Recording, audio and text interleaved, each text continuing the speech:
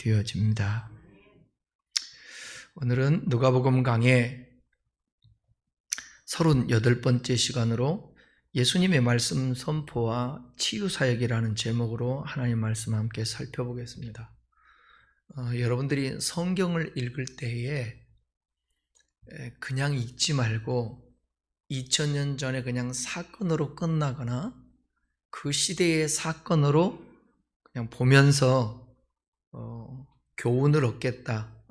그래도 되지만 그거보다 더 우리가 하나님의 말씀을 삶 속에서 적용하고 이 말씀이 체화되고 내 것이 되려면 오늘 본문을 읽으면서도 내가 제자가 되고 내가 많은 지역에서 몰려온 무리가 되는 것입니다. 그 입장으로 성경을 보고 그 입장으로 설교를 들으면서 예수 그리스도께서 그 사람들을 어떻게 대하고 그들에게 어떤 역사를 베풀었는가를 주목하면서 그 예수님이 어제나 오늘이나 영원토록 동일하시기 때문에 그 주님이 오늘 이 자리와 함께 계시며 내가 예수님 앞에서 오늘 하나님의 말씀을 듣고 또 병을 낫고 또 귀신이 쫓겨나간 것처럼 그런 능력이 우리에게 있어지기를 바랍니다.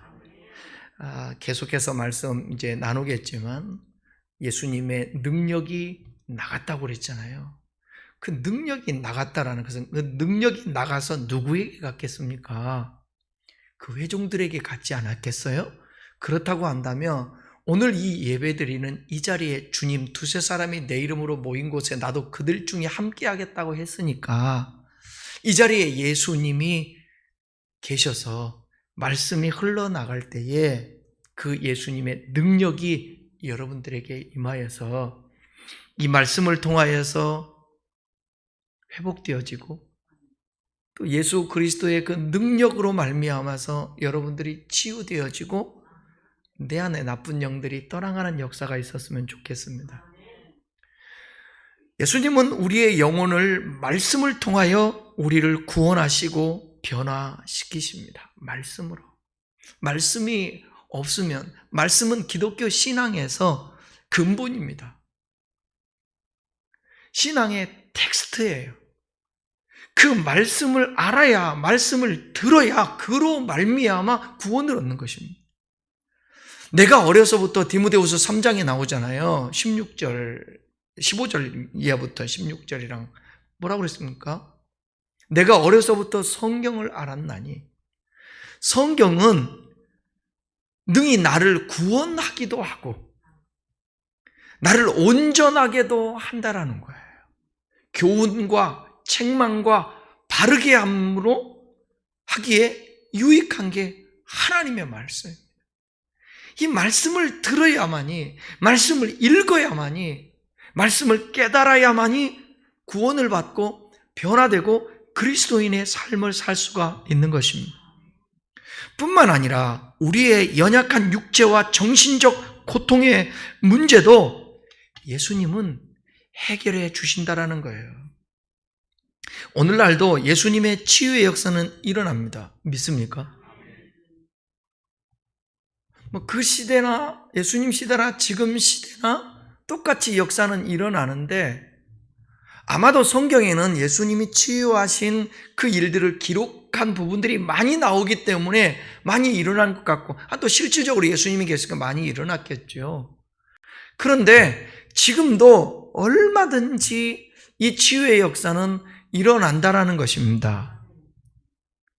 그런데 아프면 병원도 가야 되고 의사의 도움도 우리가 받을 수 있습니다. 치유에 있어서 신학적으로 약물과 수술로 치유하는 일반 신유가 있고요. 사람의 손길이 아닌 오직 하나님의 초자연적인 역사로 치유되는 특별 신유가 있습니다. 일반 신유든 특별 신유든 하나님께서 개입하셔서 역사하신다라는 것을 우리는 믿어야 합니다. 하나님이 초자연적으로도 하지만 하나님이 좋은 약을 통해서 치유도 하시고 좋은 의사를 만나서 치유하시게도 하십니다. 그런데 보통 사람들은 약을 먹고 나으면 이거는 그냥 약성분 때문에 나왔다고 하나님의 개입을 별로 안 믿어요. 의사를 통해 수술을 받고 그렇게 치료가 되면 거기에 개입도 하나님이 일반적 신유를 그 사람을 통해서 하나님의 역사했는데도 불구하고 사람은 인지하지를 못합니다. 꼭 초자연적으로 기도해서 하나님이 번쩍 이렇게 치유해 줘야만이 하나님의 역사로 아는데 우리는 다양한 방법으로 하나님이 개입하셔서 치유하신다는 사실을 저와 여러분들이 믿어야 합니다. 오늘 본문은 예수님께서 산에서요 밤이 새도록 기도하시고 12명의 제자들을 부르신 후에 제자들과 함께 그 높은 산에서 내려오시면서 말씀을 선포하고 병든 자를 고치고요 귀신 들린 자를 고친 내용이 오늘 본문의 말씀입니다. 자, 17절, 18절을 한번 읽어보겠습니다. 예수께서 그들과 함께 내려오사 평지에 서시니 그 제자의 많은 무리와 예수의 말씀도 듣고 병고침을 받으려고 유대아 사방과 예루살렘과 두로와 시돈의 해안으로부터 온 많은 백성도 있더라. 더러운 귀신에게 고난받는 자들도 고침을 받은지라. 이 지금 읽었던 17절부터 6장 49절까지가 일명 한번 따라하겠습니다. 평지수훈. 우리가 들었던 것은 무슨 수훈이에요? 산상수훈인데 여기 평지수훈이라고 그렇게 불리는 예수님의 설교가 소개되고 있는데 이것은 마태복음 5장에서 7장에 나오는 유명한 예수님의 산상수훈의 내용을 간략하게 요약한 것입니다. 예수님께서 그들과 함께 내려왔다. 그들은 이미 택하신 12 사도뿐 아니라 그 위에 예수를 따르는 제자들까지 지칭을 하고 평지에 섰다라고 그러는데 그래서 평지수훈이라고 하는데 여기서 언급된 평지는 산상수훈이 기록된 마태복음 5장 1절의 산 위의 지역을 가리킵니다. 그러니까 여기서 평지를 나타내는 헬러 에피토프 페디눈이라는 이 단어는 저지대만을 의미하는 것이 아니라 낮은 곳, 저 밑에 그 뜻이 아니라 그 뜻만이 아니라 평평한 곳 그런 뜻을 갖고 있습니다. 그러니까 누가의 기록은 뭐냐면 예수님께서 산 위에 높은 곳에서 기도하시고 12제자를 선택하신 뒤에 산 아래쪽에 지금 향하여서 내려온다라는 사실을 언급하고 있고 마태는요. 마태의 기록은 어떤 입장이냐면 지금 예수님은 저 산 위에서 기도하시고 중턱까지 내려오는 과정에 있는 것을 누가는 지금 기록한 거고 마태는 지금 많은 사람들이 이 산으로 올라오고 있는 상황에서 기록을 한 거예요.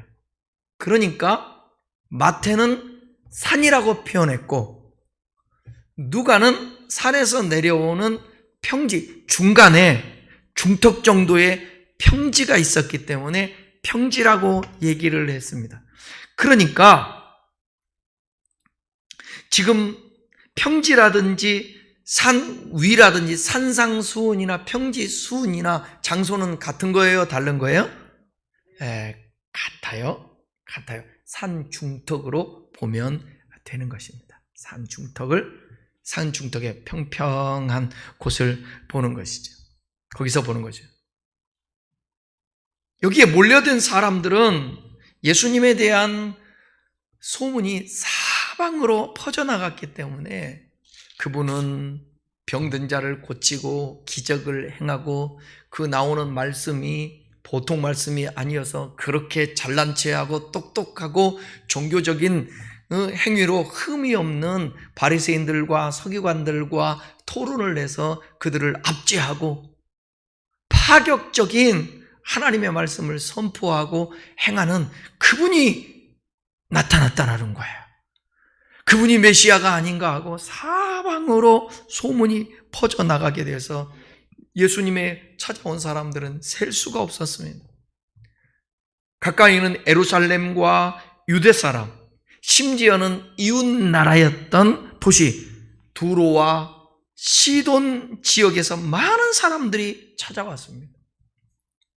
이 많은 사람들이 예수님을 찾아온 이유가 뭘까요? 17절에 보시면 말씀도 듣고 병 고침도 받기 위해서라고 나옵니다. 말씀 듣고 병 고치려고. 예수님의 공생의 사역이 3년 반 동안 말씀을 선포하시는 거고 그 다음에 치유한 사역이 있어요. 이것들을 통하여서 전도하신 것입니다.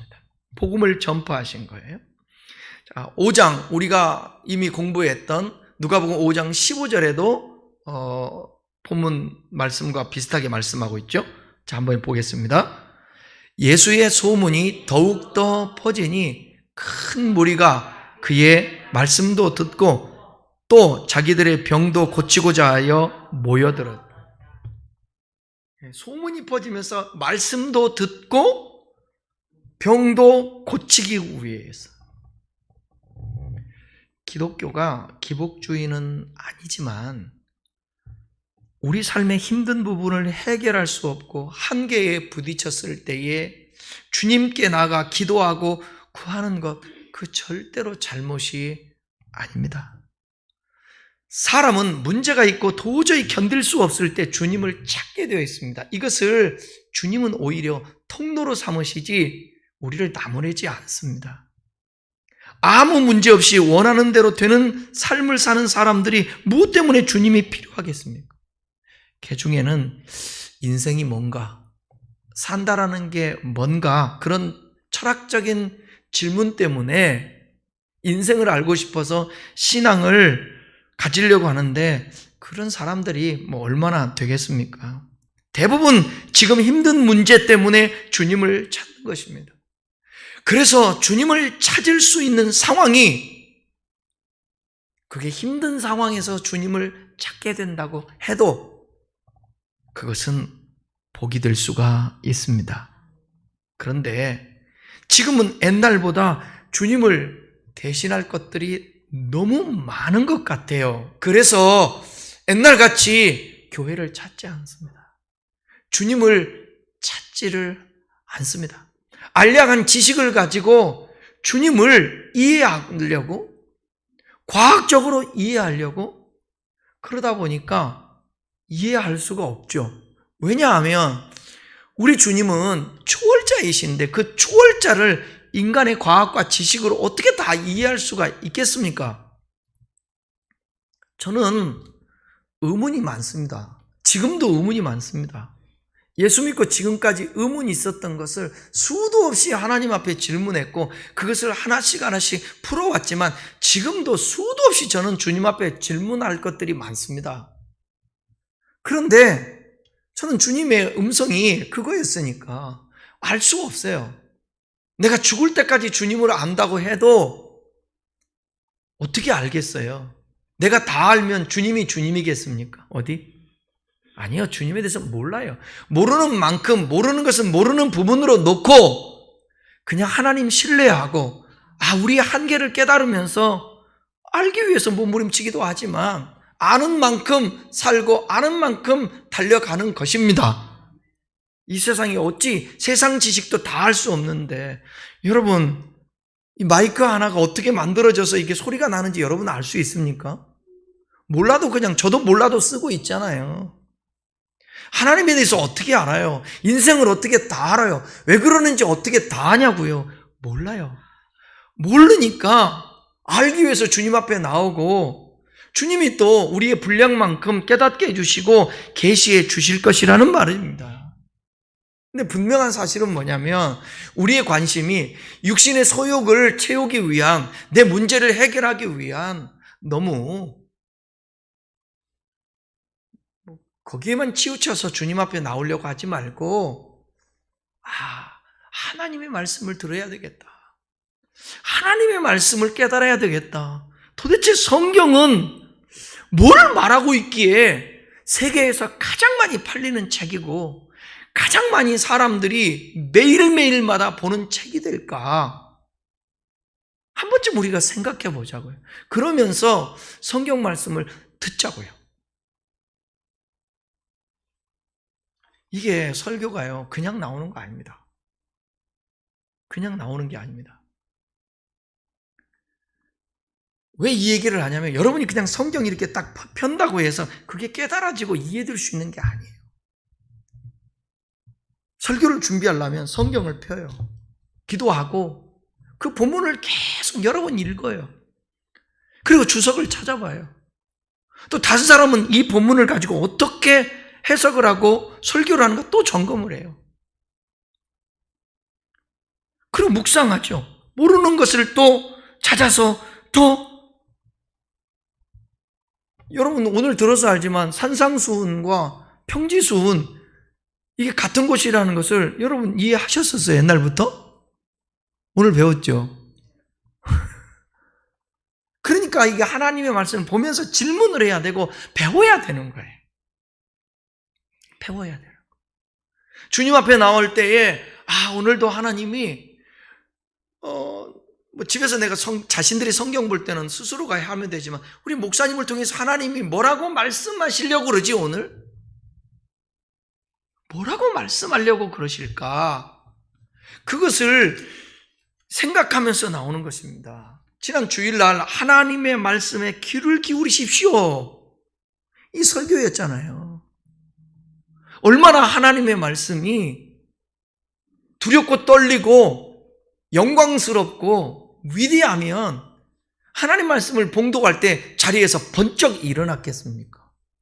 누가 일어나라고 하지도 않는데도 회중에게 말씀을 전하는 에스라가 일어나라는 말을 안 했다고요. 스스로 일어나는 것입니다. 스스로 그 말씀 앞에 무릎을 꿇고 엎드리는 것입니다. 그런 역사가 우리에게도 있어야 되지 않겠습니까? 그 자에게 하나님의 성령이 역사해서 그 말씀이 살았고 운동력 있어 좌우의 날쌘검보다도 예리하여 찔러 쪼개기까지 하는 거예요. 관절과 골수까지. 하나님의 말씀이 들어가면 그 하나님의 말씀 때문에 사람이 살아난다고요. 아니 세상에 여러분 소통 전문가가 하는 말 한마디 듣고 그냥 삶이 변화되기도 하는데, 아니 우울증 환자가 상담 한번 받고도 그 자리에서 일어나기도 하는데, 살아서 운동력 있고 생명이 되시는 하나님의 말씀이 능력이 있어서 무신론자를 유신론자로 만들고요. 그죠? 말씀이 악한 자를 의인으로 만들고요. 하나님의 말씀을 듣다가 삶에 추구하는 가치가 바뀌어버리게 되고요. 삶의 이유와 목적을 깨닫게 되고요. 하나님 말씀 듣다가 나는 어떻게 살아야지, 그 삶의 지표가 생기고 목표가 생기고 가치관이 달라지게 되는 것입니다. 하나님의 말씀이 없을 때는 윤리와 도덕적으로 하려면 대단히 힘들어요. 그런데 하나님의 말씀이 들어와 그 말씀이 능력이 될 때에는 범사에 반응하는 것이 저절로 되는 것입니다. 저절로. 그래서 하나님의 말씀을 항상 가까이 해야 되는 거예요. 여러분이 하나님의 말씀이 꿀송이보다 달기까지 경험을 해봐야 됩니다. 그럴 때 그 말씀이 달 때에 내 발에 빛이 되고 내 길에 등이 되는 것이지, 말씀이 달지도 않고 마음이 와닿지도 않는데 어떻게 그 말씀이 내 가는 길에 빛이 될 수가 있으며 내 발에 등불이 될 수가 있겠습니까? 따라합시다. 주여. 하나님의 말씀 듣기를 원합니다. 하나님의 말씀을 듣기를 원합니다. 하나님의 말씀에 귀 기울이기를 바랍니다. 하나님의 말씀에 귀 기울이기를 원합니다. 성경을 읽기를 바랍니다. 성경을 읽기를 바랍니다. 도와주십시오. 이 근본적인 기도를 해야 됩니다. 여러분, 우리 주님이 구하기 전에 우리에 있어야 될 것을 아시죠? 아멘. 물어볼게요. 기도해서 이렇게 살았나요? 기도를 더하면 훨씬 더 나을 수도 있겠죠. 근데 우리 주님이 기도하지 않아도 여기까지 인도하시지 않았습니까? 감사하잖아요. 뒤돌아보시라고. 위태위태했던 삶들을 하나님이 막아주시기도 하시고 붙들어 주셔서 여기까지 오지 않았습니까? 어떤 절망적이고 어려운 상황에도 하나님이 다시금 우리를 이렇게 세우시고 또 살 소망을 주시고 힘 주셔서 또 일어나서 여기까지 또 오지 않았습니까? 그게 하나님의 말씀이에요. 하나님 말씀은 아무리 똑똑한 사람, 잘났다고 교만했던 사람도 바뀝니다. 변화되게 되어 있습니다. 요즘 월드컵 기간이잖아요. 포르투갈에 우리나라 같은 조에 속해 있는 포르투갈에 호나우두라고 있습니다. 지금 메뉴에 속해 있는데 메뉴에서 퇴출당했습니다. 나이가 30대 중반 지났어요. 그분이 돈이 없나요? 자기가 하고 싶은 거 다 합니다. 갖고 싶은 거 다 갖습니다. 심지어 여자까지. 그런데 자기 축구 안 시켜줬다고 전반전 끝나고 짐 싸고 가버려. 집에. 말이 되나요? 이건 축구 선수로서, 이거는 운동 선수로서 기분이 아니잖아요. 우리 아들하고 그 대화를 하면서 아빠, 이게 호나우두 퇴출된 거 알아? 걔 좀 이상해. 말년에 왜 그런지 모르겠어. 그게 교만해서 그런 거야. 자기 잘난 맛에 겸손하지 못해서. 제가 여러분 누누이 말씀드렸죠. 세상에서 나는 운이 좋아서 내 실력이 많은 게 아니라 운이 좋아서 난 여기까지 온 거야. 그 사람은 겸손합니다. 절대 교만하지 않습니다. 운을 얘기하는 사람 보십시오. 교만한가? 겸손합니다. 그게 예수 믿는 사람에게서는 뭐라고요? 은혜라고. 그 은혜를 어떻게 깨닫냐고요? 성경을 통해서 깨닫습니다. 성경을 보다가 깨닫는 거예요. 에? 정과 십범이 넘는 사람이 성경 보다가 깨져버린다는 거예요. 오직 새 속에 물들어서 그게 단 줄 알고 그것만 추구하던 사람이 바뀐다니까요. 나는 그 SK에 이게 정확하지는 모르겠지만 그냥 제가 만나보지 못했지만 이게 보니까 유튜브를 통해서도 본 기억으로 보면 이분이 그 옥중에서 성경을 보고 성경을 가지고 그 출소하는 거 화면에 나왔잖아요. 성경을 진짜 본 것 같아요. 근데 예수를 진짜 믿는지 안 믿는지는 그건 두 번째고, 그분이 그 추구하는 가치관, 세계관 하는 말들이 기독교적인 사상이 있더라고요. 환경을 생각하고 사회를 생각하고 진정한 행복이 뭔가를 말하고 성경이 사람을 바꾸게 만드는 것입니다. 성경이. 그러니까 하나님의 말씀을 들으러 지금 많은 무리가 온 거 아닙니까? 예수님은 하나님의 말씀을 가르치시고 선포했습니다. 많은 무리가 이 주옥 같은 말씀을 듣기 위해 몰려왔습니다. 사람은 떡으로만 사는 것이 아닙니다. 떡으로만 사는 존재가 아닙니다. 그러면 짐승이나 똑같지 않을까요? 우리는 그렇지 않습니다. 하나님의 입으로 나오는 말씀으로 살아야 합니다. 그 말씀이 구원하니까, 그 말씀이 생명이니까, 그 말씀이 우리의 삶을 변화시켜서 이 세상에 하나님 나라 같이 말씀으로 다 살면 되니까. 그래서 말씀을 다 같이 들어야 되는 거예요. 모두 다 하나님 말씀 앞에 서는데. 제가 요즘 살아가면서 딜레마도 있고 힘든 부분이 있어요. 진짜 성경대로. 왜냐하면 세상에 옳은 말 하잖아요. 좋아하는 사람 없어요. 잘못됐다 지적하면 그 좋아하는 사람은 없어요.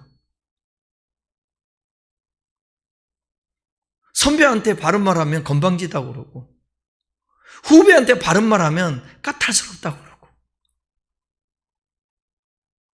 그리고 항상 격려하고 위로하고 잘한다 하고 칭찬해야만 좋은 세상. 잘못되어져 가도 잘못했다고 말 안 하고 그냥 침묵하며 기도하고,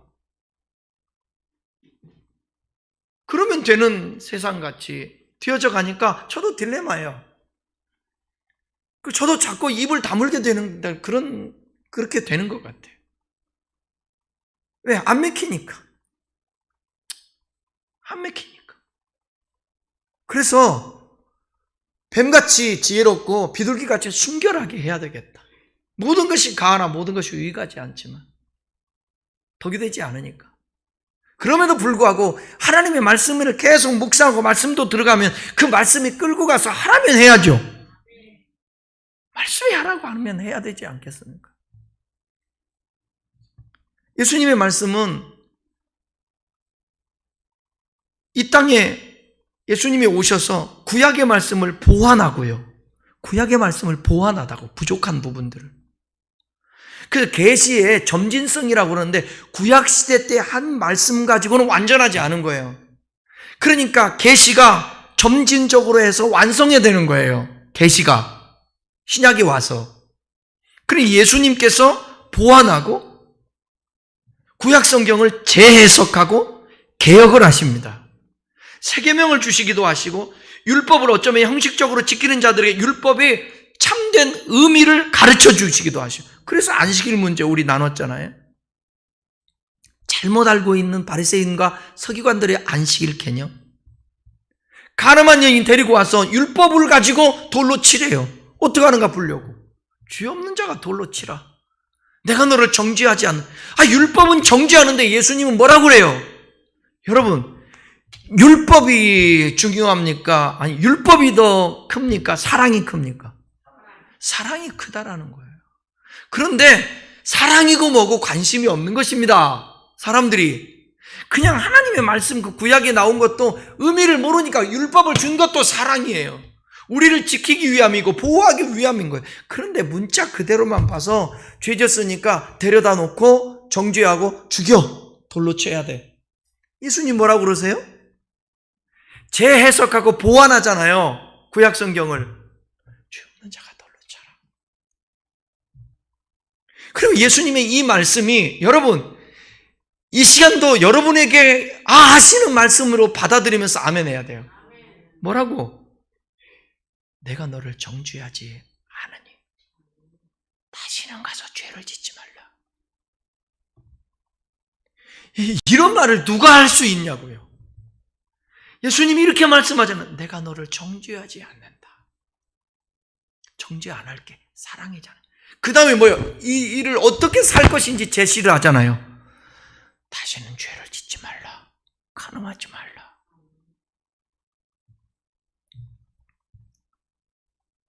음흉왕 품어도 예수님은 간음이래요. 그래서 우리의 마음까지도 너희들 겉으로만 간음한다고 간음이 아니라 너희의 마음까지도 간음하지 않기 위하여서 음욕을 품지 않게 성령으로 충만해라. 여러분, 일어나는 성욕을 어떻게 절제할 거예요? 네? 일어나는 식욕이나 일어나는 성욕이나 똑같은데 일어나는 식욕을 여러분 절제합니까? 못하잖아요. 그런데 예수님 금식하잖아요. 모세도 금식하잖아요. 우리도 금식할 수 있잖아요. 그게 뭐냐? 하나님이 능력 주시고 의지를 주시면 되는 거예요.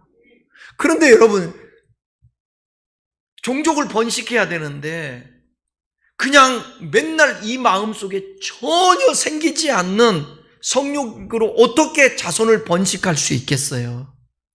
그러니까 주님과 교제하면서 성은 여러분 아름다운 거잖아요. 부부간에는 성은 정말 아름다운 것들입니다.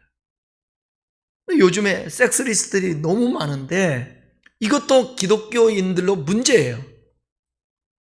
교회 안에 어찌 다룰 수가 없으니까 이게 말할 수 없으니까 더 문제지만 하나님께서 주신 성은 아름다운, 그런데 그 주신 마음을 나쁜 쪽으로 사용하게 되면 이건 안 된다라는 것을 갖기 위해서 우리의 마음을 통제하라고. 왜? 마음이 행동하게 하니까 마음을 통제하라고. 그러니까 여러분, 보지 말 것을 보지 말아야 돼요. 음란한 소리를 듣지 말아야 되는 거예요. 그리고 좋은 소리를 인풋하고 성령 충만해지면 그걸 억제하고 조절할 수 있는 것입니다. 예수님 말하잖아요. 미워만 해도 살인이래. 이 말씀이 생명의 말씀인 거예요. 율법을 강화하셨습니다. 그리고 예수님은 말씀을 통해서 자신이 누구인가를 말씀을 통해 선포하는데 요한복음에서는 8번 자신을 선포해요.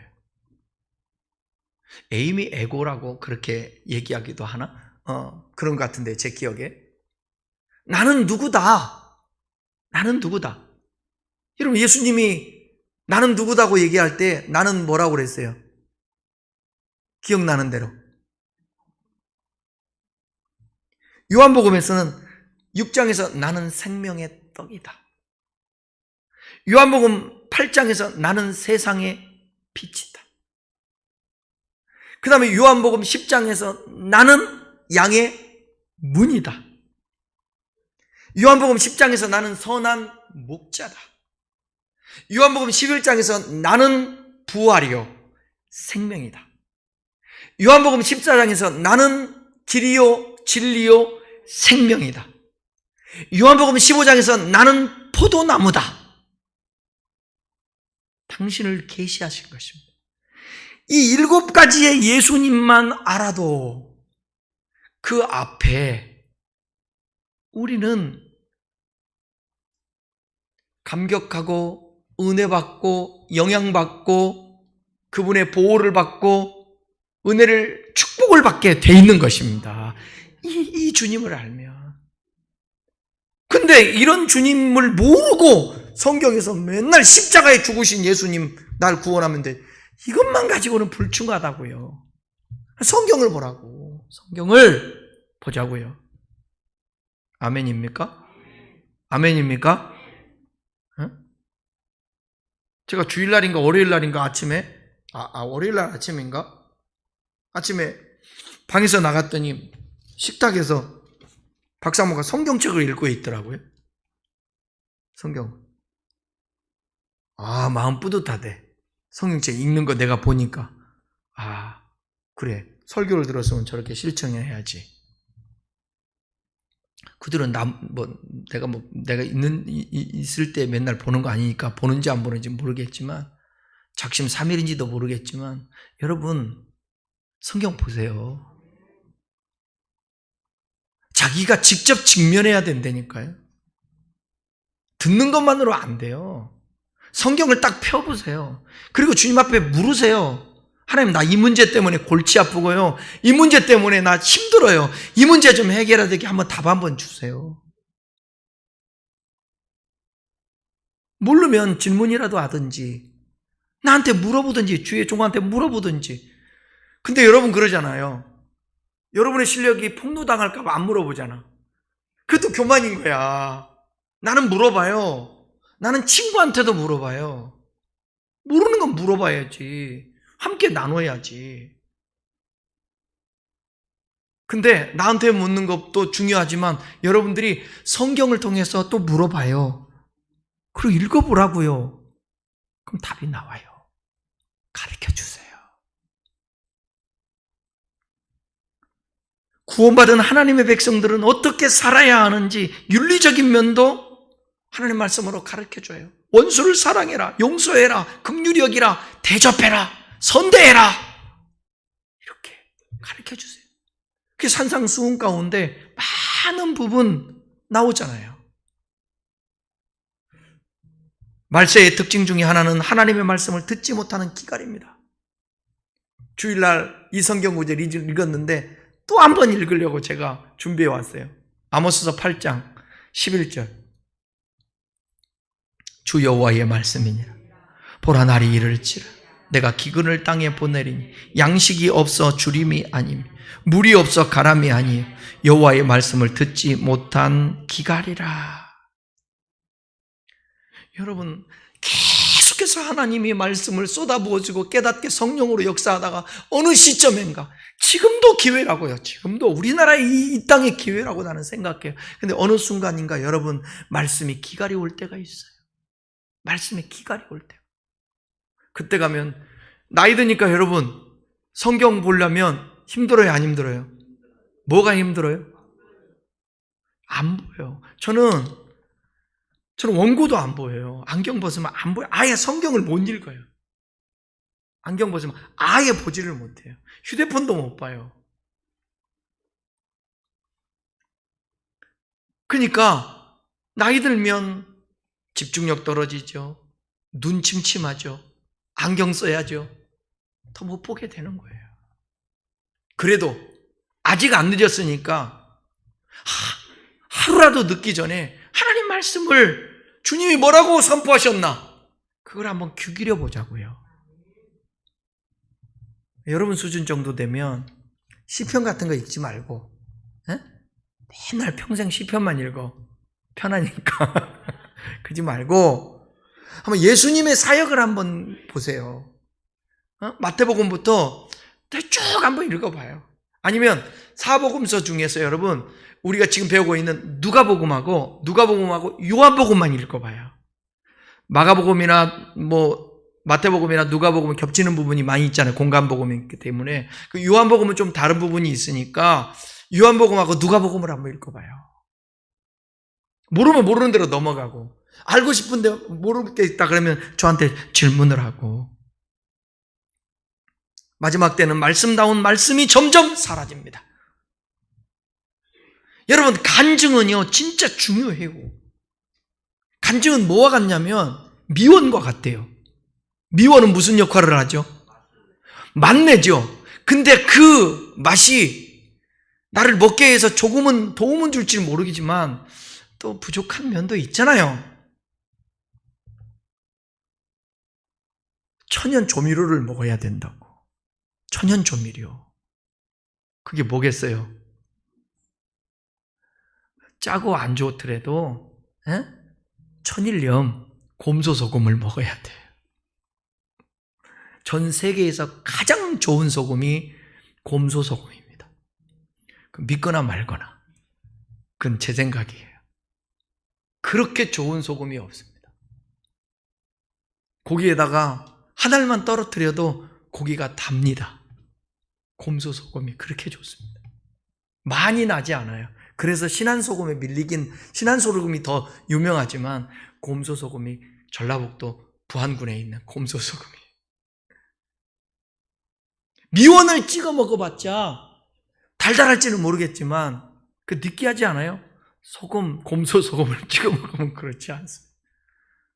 간증보다 더 중요한 것은 뭐냐면 하나님의 말씀을 풀어서 그 말씀, 오늘 여러분들이 허다한 많은 무리들과 제자와 같이 예수님 앞에 서서 말씀을 듣고 그분이 병든 자를 고치고 귀신을 내어 쫓고, 그럼 여러분이 그렇게 그 말씀 속에 들어가서 치유를 받는 것입니다. 예수님은 병을 고치시고 귀신에게 고통받는 자들을 고쳐주셨어요. 사람들이 예수님을 찾은 그 목적 중에 하나가 말씀만 들으려고 그런 게 아니에요. 영혼 구원받으려고 한 건 아니에요. 문제가 너무 병들어 힘들고 삶에 지치니까 힘든 부분 예수님께 가지고 나온 거예요. 여러분, 그 잘못한 거 아닙니다. 주님 앞에 저는 우선순위를 강조하는 것이지, 주님은 얼마든지 여러분들에게 복을 줘요. 주님이 공급하지 않는데 우리가 어떻게 살 수 있어요? 어떻게 물질을 보고 건강하지 않은 돈을 어떻게 벌어요? 하나님이 늘 황충 줘가지고 밑빠진 쪽에 물 붓게 하면 어떻게 살아요? 주님이 막아주니까. 11조를 해도 그래도 먹고 사니까. 그러잖아요? 안 망하고 사니까 하는 거 아니겠습니까? 공급해 주니까. 11조를 안 하는데 황충이가 있으면 10분에 3이 나가고, 아니 버는 것마다 다 나가서 살 수도 없게 만든다. 맨날 빚이다. 그러면 또 어떡하냐고요. 그러니까 우리의 범사에 건강 주셔서 일하게 주신 것도 축복하시고, 아프면 하나님 앞에 기도해서 병고침을 받아야 되죠. 그러니까 사람들이 주님 앞에 나오는데 한 번도 주님이 병고치러 나온 사람이 내쫓은 적이 없다라는 거 아닙니까? 쫓기는 갔다가도 주님께서 고쳐주잖아요. 그것이 목적은 아니라고요. 그렇지만 신앙에 가는 과정 속에서 일어나는 일이라는 거야. 열병으로 몹시 괴로워하는 베드로의 장모, 누가복음 4장 39절에 고쳐주셨어요. 예수님. 누가복음 5장에서는 온몸에 나병 들렸던 자 주님이 고쳐주셨어요. 중풍병자, 손마른 병자 고쳐주셨어요. 더러운 귀신 들린 자, 누가복음 4장 41절에 보게 되면 주님께서 고치신다고. 예수님은 우리의 아픔과 고통과 괴로움을 아십니다. 말씀도 듣고 병도 고침받고자 했던 사람들에게 우리 주님이 하신 말씀이 뭐냐? 19절이에요. 시작. 온 무리가 예수를 만지려고 힘쓰니 이는 능력이 예수께로부터 나와서 모든 사람을 낫게 하며. 주님이 고치시고 치유하시는데 이렇게 회복되기 위해서 사람이 해야 했던 건 뭐냐? 그건 뭐냐? 사모하는 마음이에요. 사모하는 마음으로 예수님께 온 것입니다. 죄사함 받기 위해, 병고침 받기 위해, 주님의 도움을 받기 위해 우리가 할 수 있는 것은 뭐냐? 주님 앞에 나오는 행위인데 그게 사모함과 간절함인 거예요. 하나님을 가까이 함이 복입니다. 그들이 얼마나 사모하는 마음을 가졌는지 온 무리가 예수를 만지려고 힘쓰니 그랬죠. 만지려고 힘쓰는 것입니다. 간절함입니다. 절박함입니다. 이것이 있어야 되는 것입니다. 그런데 예배 드릴 때도 있고 말 때도 있고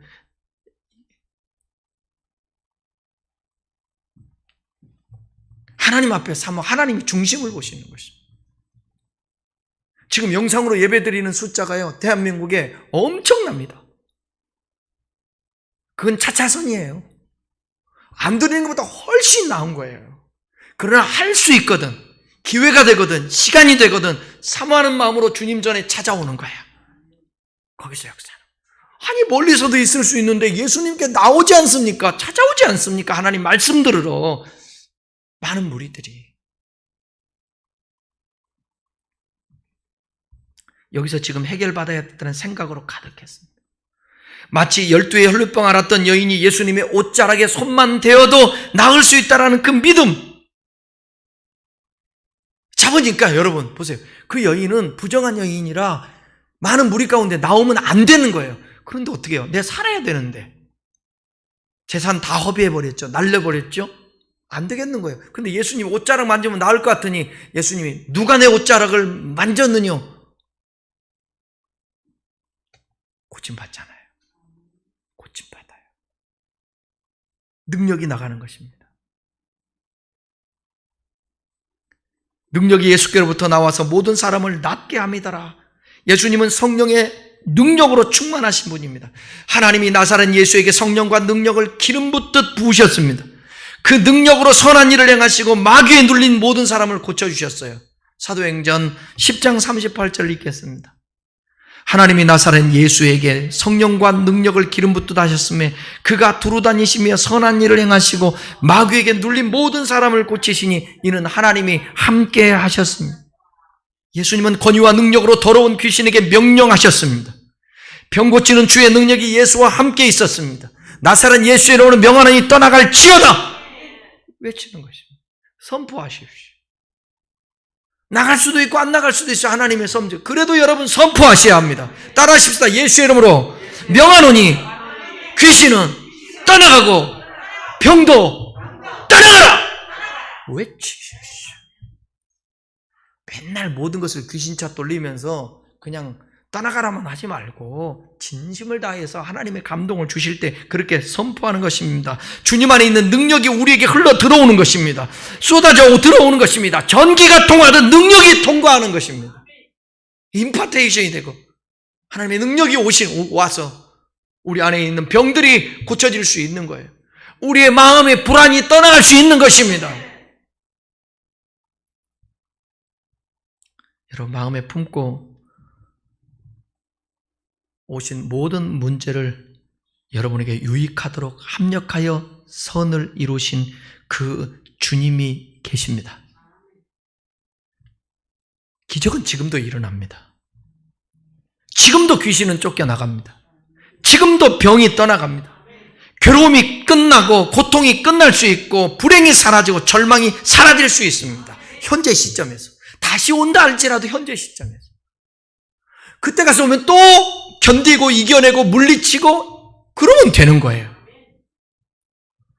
우리 모두 많은 무리처럼 제자들처럼 예수님 앞에 나와서 우리를 살리시고 우리를 구원하시고 우리를 온전케 하시는 하나님의 말씀을 듣고 어떤 문제든지 주님 앞에 풀어놓아 주님 제가 아픕니다. 마음이 아픕니다.